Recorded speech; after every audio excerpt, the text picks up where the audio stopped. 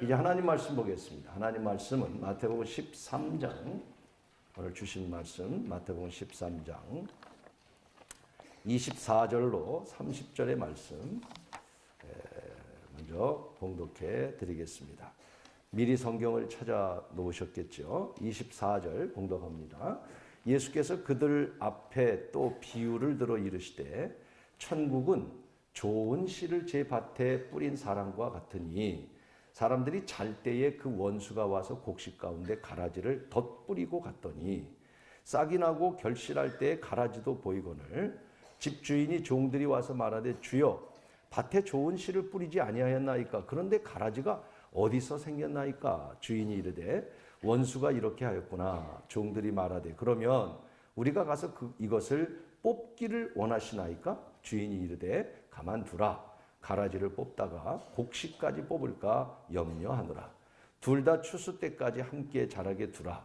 추수 때에 내가 추수꾼들에게 말하기를 가라지는 먼저 거두어 불사르게 단으로 묶고 곡식은 모아 내 곡간에 넣으리라 하니라. 아멘. 이어서 36절, 43절까지 봉독해 드리겠습니다. 37절, 6절부터 이에 예수께서 무리를 떠나사 집에 들어가시니 제자들이 나와 이르되 밭에 가라지 비유를 우리에게 설명하여 주소서. 대답하여 이르시되 좋은 씨를 뿌리는 이는 인자요 밭은 세상이요 좋은 씨는 천국의 아들들이요 가라지는 악한 자의 아들들이요 가라지를 뿌리는 원수는 마귀요 추수 때는 세상 끝이요 추수꾼은 천사들이니 그런즉 가라지를 거두어 불에 사르는 것 같이 세상 끝에도 그러하리라. 인자가 그 천사들을 보내리니 그들이 그 나라에서 모든 넘어지게 하는 것과 또 불법을 행하는 자들을 거두어내어 풀무불에 던져 넣으리니 거기서 울며 이를 갈게 되리라. 그때에 의인들은 자기 아버지 나라의 해와 같이 빛나리라. 귀 있는 자는 들으라. 아멘. 찬양하는 동안 오신 분들을 이렇게 살피면서 가슴이 찡하네요. 저기 그 외국인인데 포천 넘어서 거기 어디죠? 나도 참 질문이 좀 그러네. 포천 넘어 한두 군데인가? 어디? 아니 의정부도 넘어. 어디 살아? 네? 철원?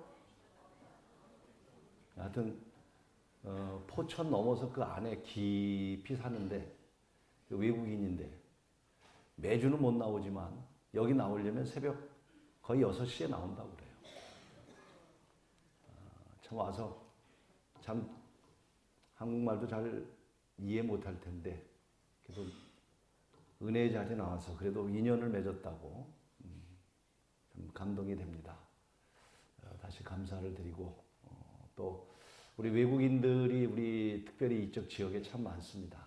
아마 우리 교회에 귀한 사역으로 해야 되지 않을까 하는 생각도 해봅니다. 감동이 돼서 잠시 말씀을 드렸습니다. 오늘은 따라하십시다. 알곡과 가라지 비유.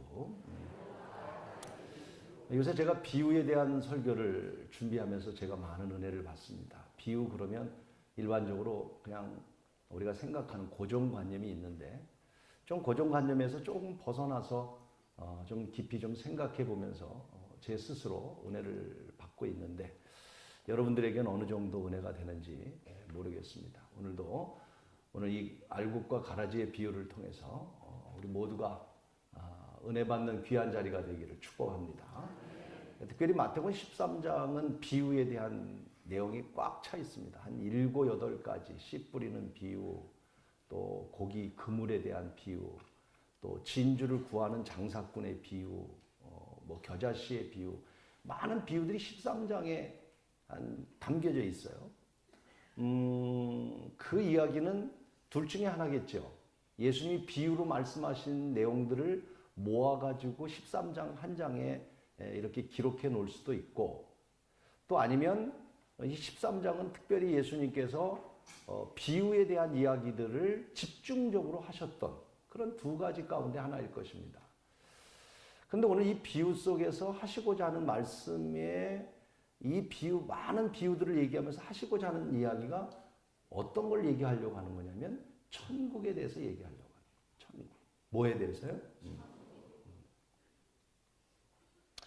천국 얘기하면 너무 시시한 얘기로 들리지 않습니까? 혹시 여러분? 천국 얘기하면 추상적인 그런 얘기한다고 생각하지 않으십니까? 여러분, 저는 이 13장에 예수님께서 많은 비유를 얘기하셨는데 그 비유마다 하시는 말씀이 천국은 마치, 참 예수님께서 관심이 있었던 것은 어쩌면 우리가 오늘 복 받는 일, 잘 되는 일, 뭐 긍정적인 일, 이런 것에 대해서 관심이 있을지 모르지만 13장만큼은 주님은 천국에 대해서 말씀하셨어요. 저는 오늘 이 시간 여러분 모두가 천국에 대한 확신을 갖는 시간이 되기를 축복합니다. 그래서 오늘 이 본문의 비유도 알곡과 가라지의 비유는 뭘 얘기하려고 하는 거냐면 천국에 대해서 얘기하려고 하는 거예요. 이 13장 오늘 본문의 말씀을 하시고 난 다음에 예수님께서 제자들이 집에 들어갔을 때 물어보지요. 아니, 아까 그 비유를 얘기하셨는데 그 말의 뜻이 뭡니까? 제자들은 몰랐던 것 같아요. 제자들은요, 우리보다 머리가 나쁜 것 같아요. 우리는 이 얘기 알지요? 알아요? 몰라요? 대부분 알 거예요. 무슨 얘기인지, 뭔 얘기를 하는 건지. 근데 제자들은 그걸 몰랐나 봐요. 그래서 묻지요. 그때 예수님께서 설명을 해 주십니다. 그 설명에 보면, 자, 여러분이 답을 해보세요. 37절에 대답하시죠. 예수님이 좋은 씨는 뭐예요? 좋은 씨를 뿌리는 이는 누구예요? 인자. 인자가 누구예요? 하나님. 예수님이 아니라 하나님. 좋은 씨를 뿌리는 건 하나님이래요. 뿌리는 거.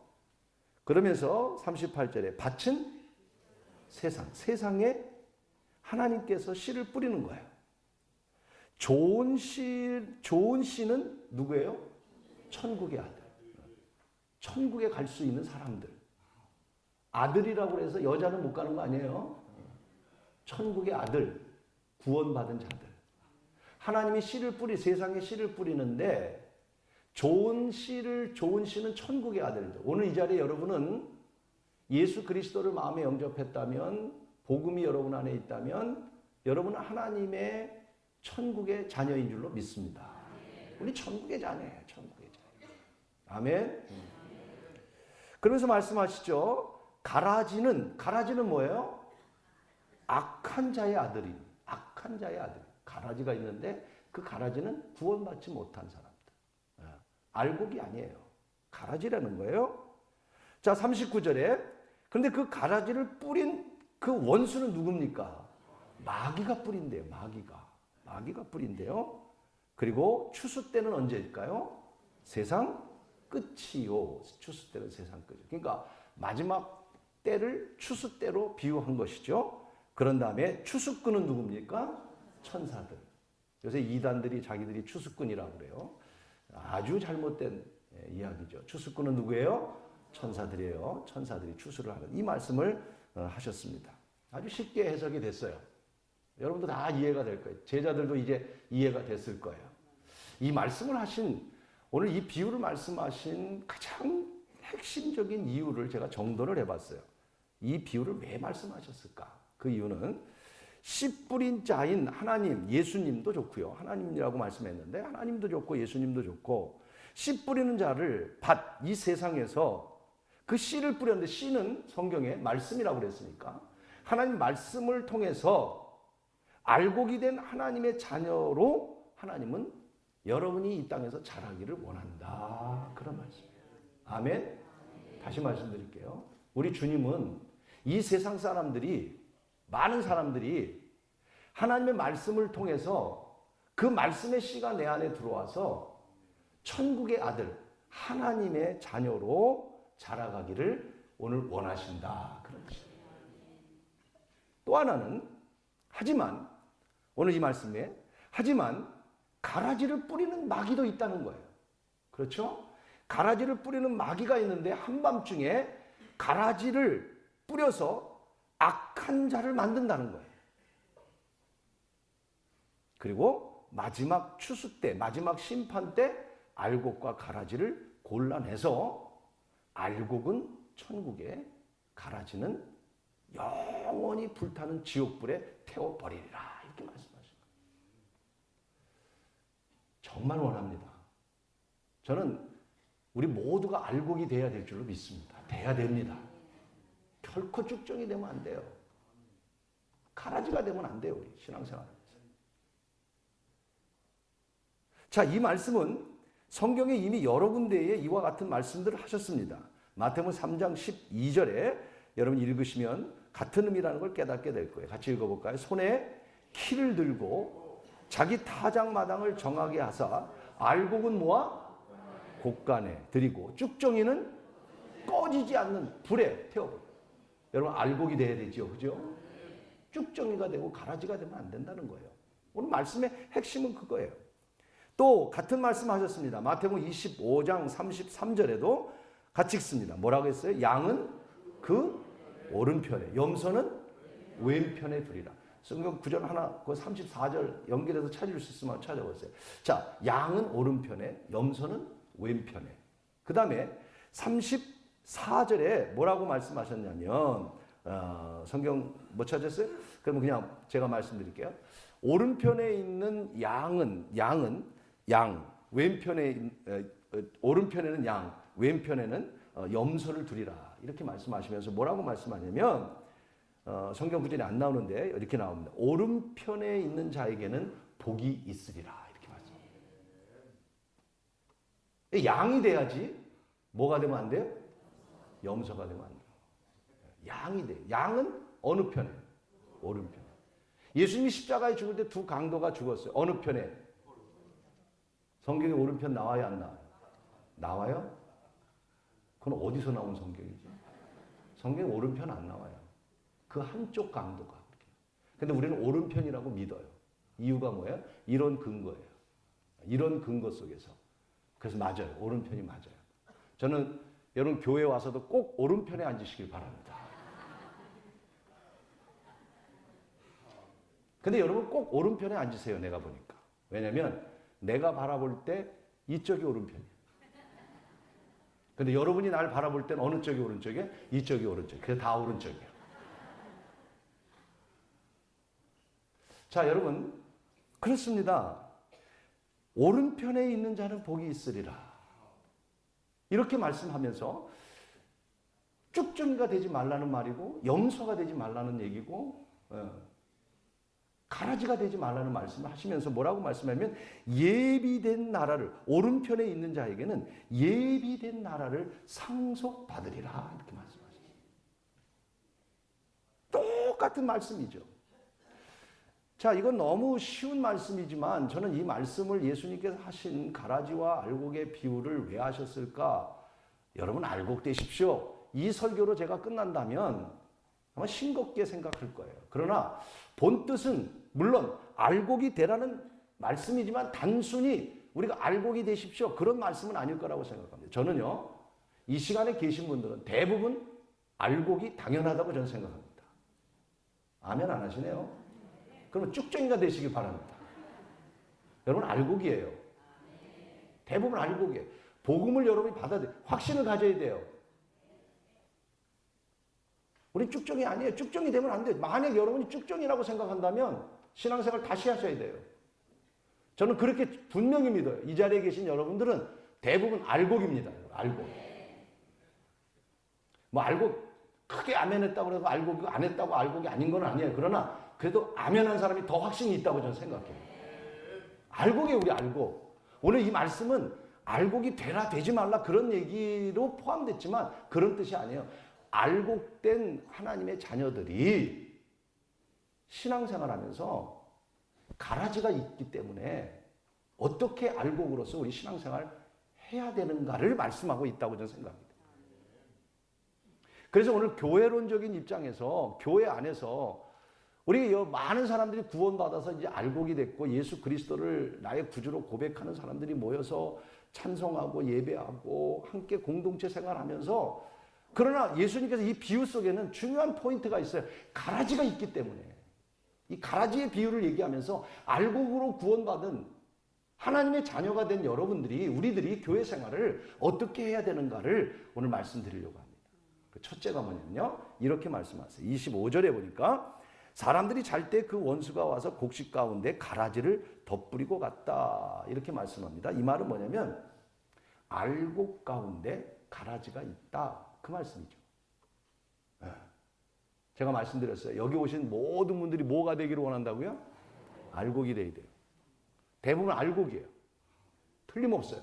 확신하시죠? 대부분 알곡이에요. 그런데 무슨 말이죠? 가라지가 있다는 거죠. 이 말씀을 묵상하면서 교회론적인 입장에서 생각해 봅니다. 아, 이 땅은 어떤 것도 완전한 곳이 없다라는 걸 말씀하죠. 교회가 완전할까요? 완전할 수 없다. 이 땅에서의 천국은 완전한 곳이 어느 것도 없다.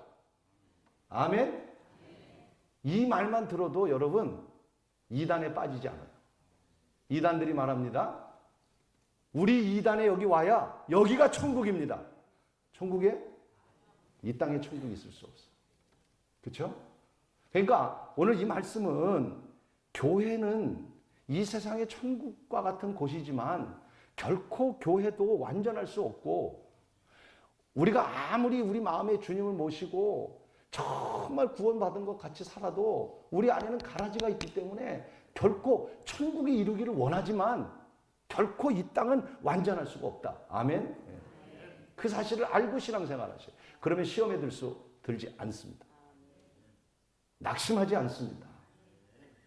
보세요. 주인이 분명히 좋은 씨를 뿌렸는데 왜 가라지가 나냔 말이에요. 왜 가라지가? 그럼 보니까 마귀가 가라지를 뿌렸다는 거예요. 그렇습니다. 오늘 마귀는 가라지를 뿌립니다.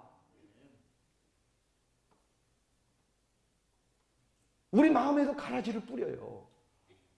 그래서 이 땅은 완전할 수가 없는, 우리가 여러분 천국이라고 말하면 대부분 사람들이 저 천국만 생각해. 죽은 다음에 가는 곳. 아니에요. 이 땅에서도 천국을 누리시길 바랍니다. 누려야 돼요. 이 땅에서도. 근데 이 땅의 천국은 완전하지 않다는 거예요. 완전할 수가 없다는 거예요. 완전하지 못하니까 자꾸 저 세상만 생각해. 그리고 미래적으로 생각해. 죽고 난 다음에 가는 곳. 또 하나 생각하는 거예요. 또 다른 장소로 생각해. 여기 말고 다른 곳. 거기가 천국이라고 생각해. 이게 일반적인 천국에 대한 개념. 그러나 성경적인 천국은 그렇지 않습니다. 이런 것도 포함되지만 죽고 난 다음에 미래적이고 또 다른 장소일 수 있고 죽은 후에 저 세상이라고 말할 수 있지만 성경은 이렇게 말합니다. 이 땅에서도 천국을 누리라고 말씀하는데 오늘 이 교회가 그 천국을 누리기를 원하고, 그렇지만 교회는 완전할 수 없다. 왜? 가라지가 있기 때문에. 여러분, 예수님께서 세례 요한도 첫 마디가 뭐였어요? 회개하라. 야, 세례 요한도 어떻게 2000년 전서부터 하나님 나라가 온다고 그러놓고 천국이 온다고 2000년이 됐는데도 아직도 안 오시냔 말이에요. 그럼 세례 요한이 말한 그 천국은 주님이 오시는 그 나라를 말할까요? 아니에요. 세례 요한이가 주님 말씀한 거, 너의 죄를 회개하고 너희 안에 나를 모시면 너의 마음이 천국이 된다. 그런 말이죠. 그냥 지금까지 안 오신 거예요. 오늘 여러분 마음이 천국이 되기를 바라고요. 우리 교회가 천국이 되기를 바랍니다. 그러나 우리 마음은 가라지가 있어요. 우리 마음 안에. 이 가라지를 조심하라는 거예요.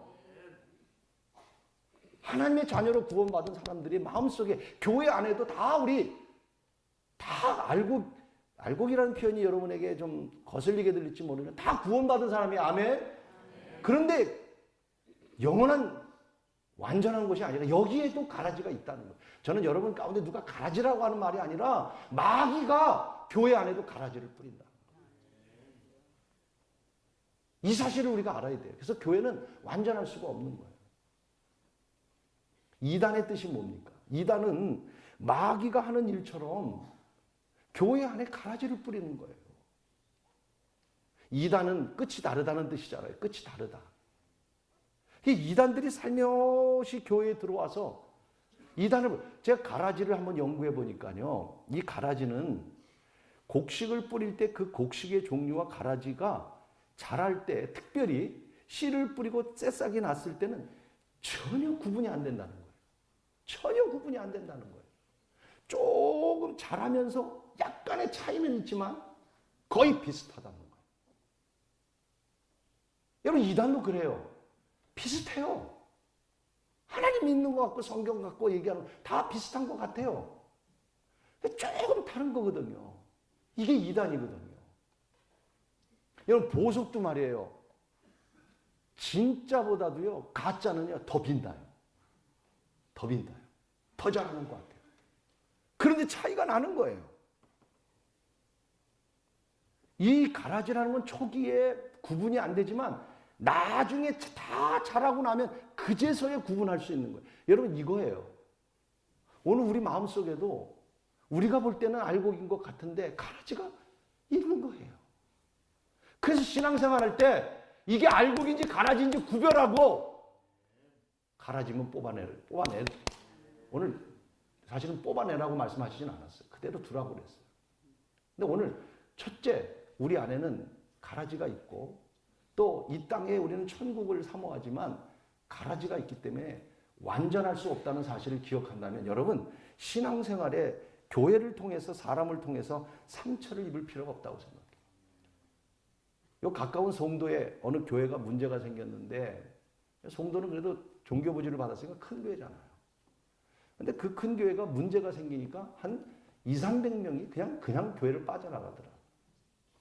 그 가운데는 뭐 다른 교회로 간 사람도 많이 있겠지만 교회를 아예 다시는 안 다니겠다고 가는 사람들도 있다. 여러분 우리 100명 증가를 위해서 그렇게 애쓰고 노력해도 20~30명 증가하기도 힘들고요. 여러분 전도해 보셨지만 1명 전도하기도 힘든데 교회가 한번 상처를 입으면 200~300명이 빠져나가는 거고요. 그 가운데에 하나님을 버리고 떠나는 사람들도 있다고 하는 사실을 생각한다 그러면 얼마나 속상한 일이겠어요. 에?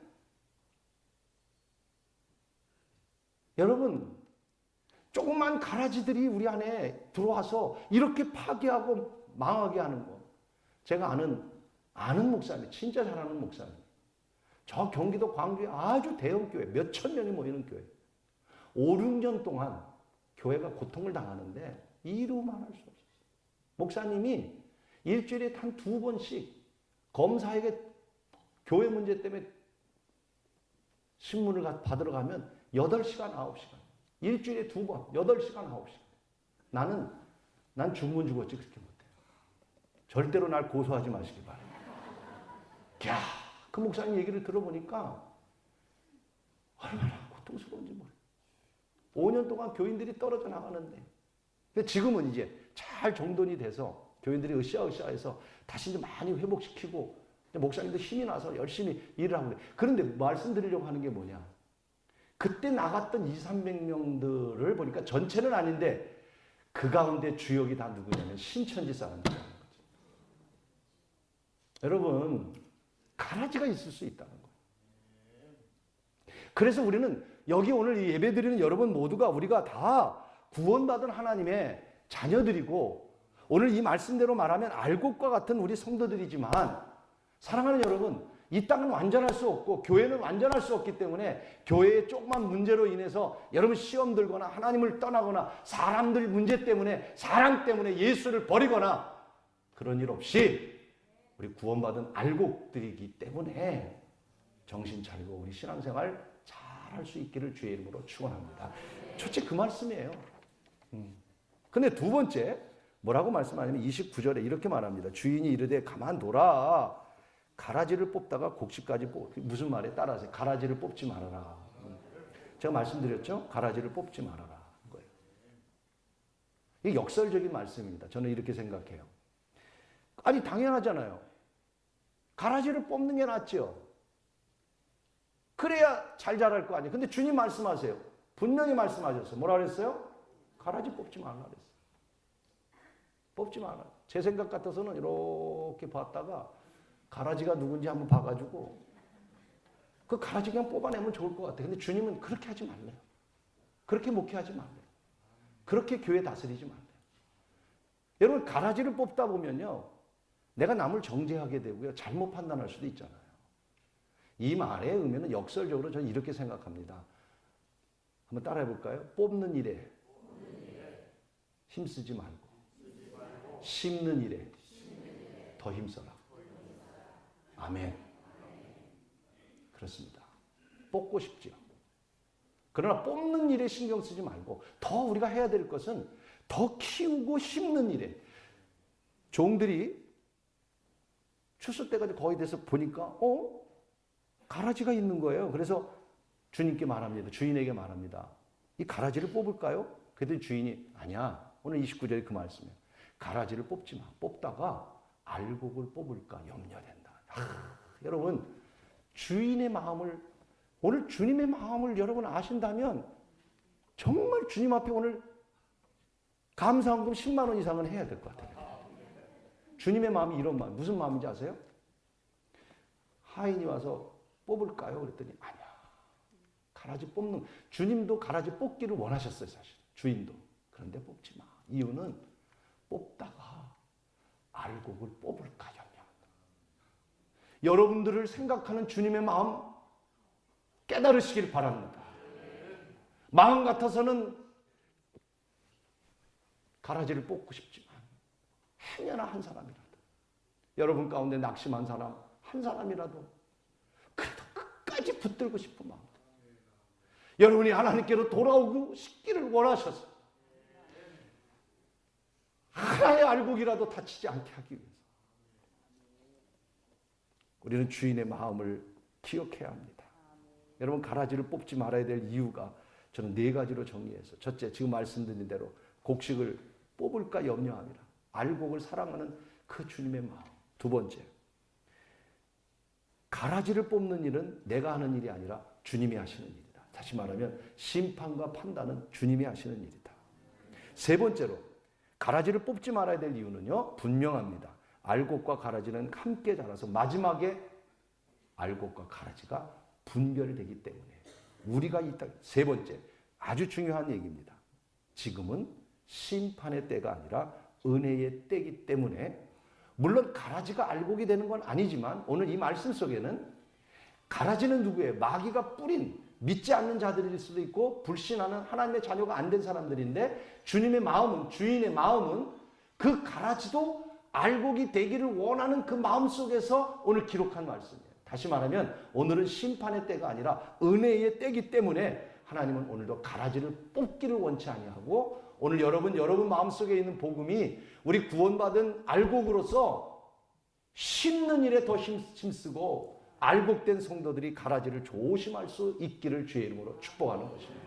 흔들리지 않기를 축원하는 것입니다. 왜? 오늘 여기에 보면 가라지를 심기 때문에 그러는 거예요. 요새 사회적인 문제들이 얼마나 많습니까? 그렇죠? 그 가운데 여러분에게 꼭 말씀드려야 될 것 같아요. 동성애 문제와 또 하나 차별금지법, 이거에 대해서는 얘기를 드려야 돼요. 우리 기독교인들이 올바로 알 필요가 있어요. 동성혼의 문제가 우리 한국에 지금 심각할 정도입니다, 여러분. 이 동성혼과의 문제들 기독교가 반대하는데 우리가 언제 동성애 하는 사람들을 미워하나요? 아닙니다. 교회는 사랑합니다. 정말입니다. 동성애에 대해서 세상적인 얘기하지 말자고 성경적인 얘기를 하자고요. 왜 교회가 반대하는지 성경에 기록되어 있기 때문에, 성경에 근거되어 있기 때문에 그러는 거예요. 하나님이 싫어한다고 말씀했기 때문에요.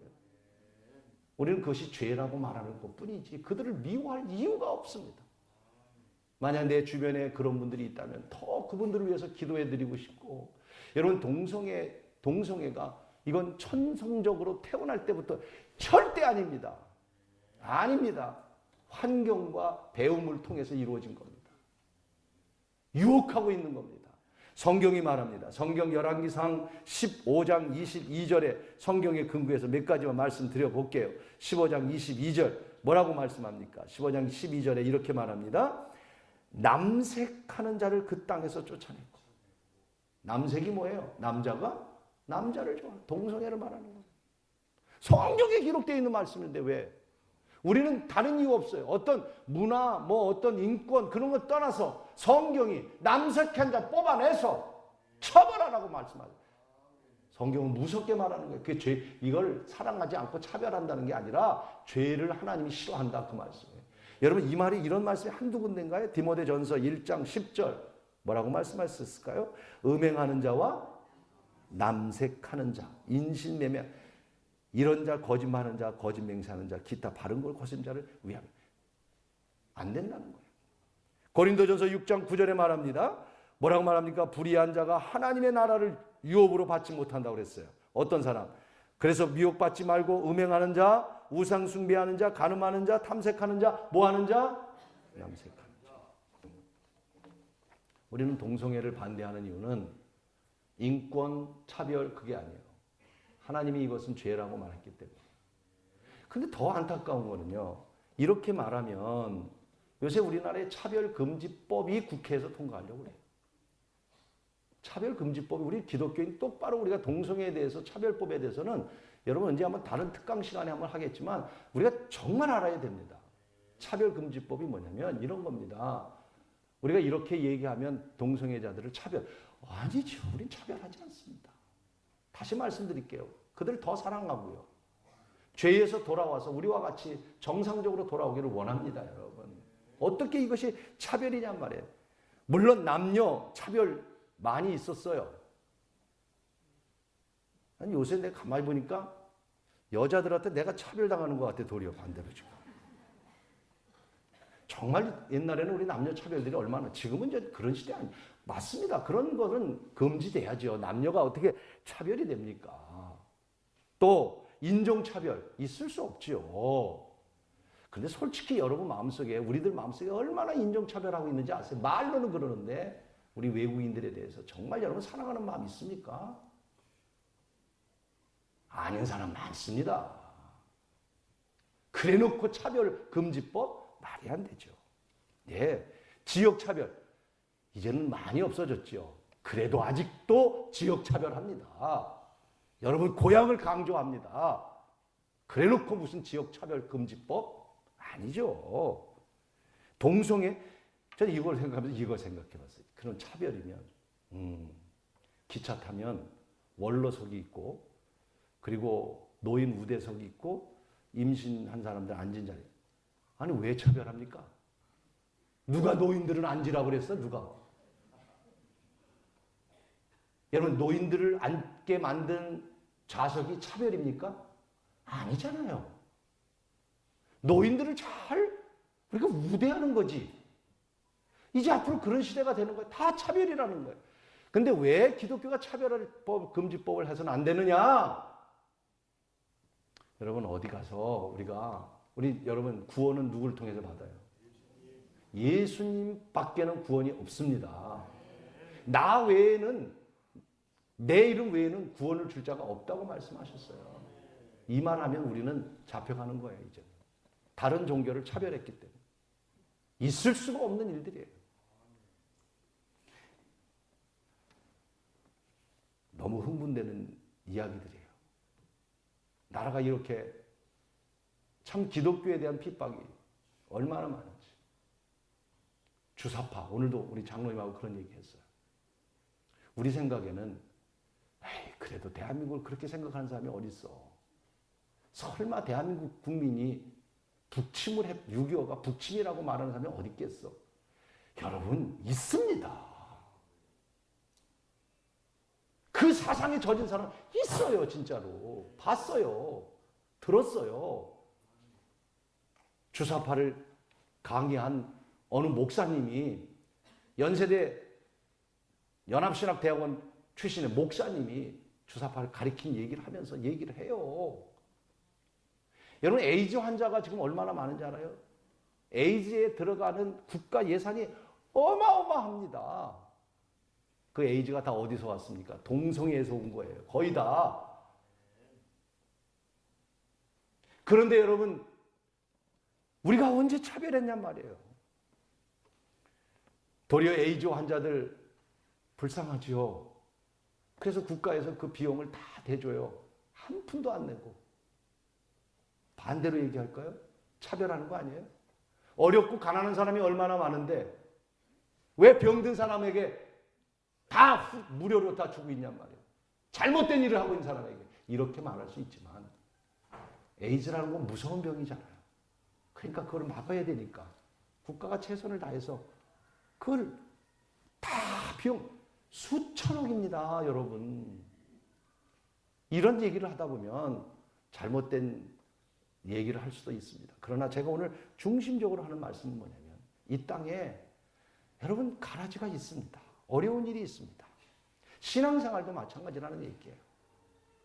우리가 구원받은 하나님의 자녀로서 주님이 가라지를 뽑지 말라고 하셨는데 그 말은 가라지를 함께 자라라고 하는 말이 아니라 오늘 여러분이 알곡된 성도로서 이 땅에 가라지가 있다는 사실을 기억하고 정말 경성해서 깨어 기도할 수 있기를 주의 이름으로 축원합니다. 그것이 마지막 세 번째예요. 39절입니다. 그 39절이 뭐냐면 가라지를 뿌린 원수는 마귀라 이렇게 말씀하면서 따라하세요. 마귀를 조심해라. 이걸 바꿔 말하면 여러분 깨어 있으라 그 말입니다. 깨어 있으라. 왜냐하면 오늘 말씀을 더 깊이 듣기를 원하면 2부 설교를 들어보시면 되고요. 시간이 주일날 이 3부는 참 시간이 한정돼 있어서 왜냐하면 마귀의 특징은 뭐냐면요. 마귀는요 싸우고 분열시키고 깨트리고 분노하게 만들고 분열하게 만들고 이게 마귀의 특징이에요. 마귀의 특징이에요. 그런데 오늘 성경에 보니까 왜 마귀를 조심하라고 하면서 제가 여러분 깨어있으라고 얘기하냐면 정말 여러분 깨어있기를 바랍니다. 여러분 깨어있어야 되는 거예요. 왜냐하면 언제 씨를 뿌렸습니까? 여러분 25절에 보세요. 사람들이 가라지를 마귀가 언제 뿌렸나 보니까 언제 뿌렸어요? 잘 때. 잘 때가 언제? 잘 때는 밤이에요. 어두움이에요. 내가 모를 때예요. 무방비 상태예요. 그리스도인이 빛을 잃으면 빛을 잃어 어두운 상태에 있으면 그게 잘 때예요. 여러분이 그리스도인인데 빛을 잃고 살아가면 잘 때, 그때 마귀는 우리에게 씨를 뿌리는 거예요. 가라지를 뿌리는 거예요.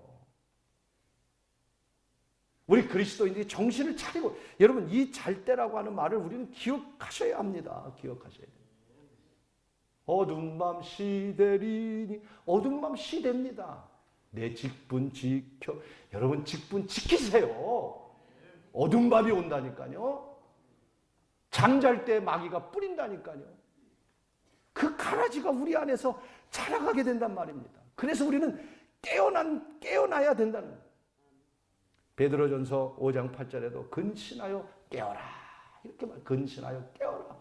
마지막이 가까웠으면 그 깨라는 말이 뭡니까? 깨라는 말이 눈 뜨고 있으라는 말이잖아요. 말 그대로죠. 깨라는 말이 뭐예요? 눈 뜨고 있으라는. 오늘서부터 집에 가면 성냥개비라도 꽂아놓고 눈 뜨고 있으시고 그런 뜻이 아니잖아요. 눈 뜬다는 말이 무슨 말일까? 깊이 묵상하는 가운데 눈 뜬다는 말을 세 가지로 정의했어요. 깨어있다는 말. 첫째, 따라하세요. 근신하자. 다시 준비하자. 우리가 수험생에게 깨어 있어야지. 그 말은 너 깨서 공부만 해 그게 아니라 너 준비해야지. 준비해야지. 그렇습니다. 준비하시기를 바랍니다. 미안하지만 죽음도 준비하세요. 21살 한화의 투수 젊은 애가 어제 헛발디뎌서 죽었어요. 미안하지만 죽음이 언제 우리에게 찾아올지 몰라요. 깨어있다는 말은 그런 말이에요. 오늘 죽어도 내가 준비된 자가 되라는 거예요. 두 번째 깨어있으라는 말은 뭐냐? 열정을 가지라는 열정을 가지라. 깨어있다는 말은. 잠든다는 말은 게으르다는 뜻이고 깨어있다는 말은 열정을 가지라는 거예요. 언제 어두운 밤 시대리니 내 직분 지켜서. 여러분에게 하나님이 직분을 주셨을 때, 은혜를 주셨을 때, 건강을 주셨을 때 깨어 열정을 가지고 주님을 섬기기를 축원합니다. 깨어있으라는 세 번째 말씀은 무슨 의미가 갖고 있냐면 현재라는 뜻을 갖고 있어요. 현재. 깬다는 말은 먼 훗날에 깬다는 건 지금 현재를 말하는 거예요. 다음에 일한다는 말 하지 마시고, 다음에 내가 돈 벌면 11조도 하고 그런 생각하지 마. 오늘 깬다는 거 지금 now 지금 이 자리에 예배 자리에 있는 것 여러분 깨어 있는 거예요, 여러분. 지금이 중요한 거란 말이에요. 지금이 중요한 거라. 우리는 깨달아야 합니다. 자, 말씀 마칠게요. 제가 초등학교 때 여기 영화 초등학교를 다녔어요. 근데 인천에 근거가 없고 우리 아버님은 저기 신천리 넘어 미산이라는 데가 있어요. 그 당시에 거기서 여기까지 오려면 자동차가 뭐 자가용이 있겠어요. 뭐가 있겠어요. 걸어서 자전거 타고 버스 타고 오면은 2시간 반 걸려요. 몇 살 때 제가 통학을 했느냐? 4학년 때. 4학년 때. 그때는 버스도 없었어요. 시외버스 저 수원에서 인천 오는 시외버스 하나 있었어요. 그 신천리라는 데서 기다렸다가 그 버스가 오면 타야 되는데 사람이 많으면 서지도 않고 가. 그럼 그날 학교 못 가는 거야. 다음 차 기다려도 늦게 가거나. 몇 학년 때? 4학년 때. 몇 분들이 그러더라고요. 목사님 어떻게 인천의 길을 그렇게 잘하세요? 내가 4학년 때 고생해서 그래. 인천에 근거지가 없으니까 그렇게, 그때 이제 버스도 없으니까 미산이라는 곳에서 버스를 타고 지금 부천이라고 얘기합니다만 소사까지 나옵니다. 나와서 기차를 타요. 기차를 타고 동인천에 와서 동인천에서 창녕동까지 걸어가는 거예요. 몇 학년 때? 4학년 때.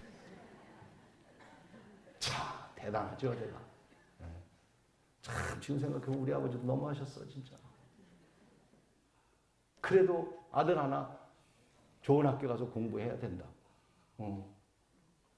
기차를 타면요, 소사에서 기차를 탑니다. 동인천에 와서 걸어서 창녕동 그 배다리로 해가지고 창녕동까지 걸어가서 학교를 갑니다. 끝나면 저 다시 또 동인천에 가서 기차를 타고 눈을 떠보면요, 영등포 아니면 서울역입니다.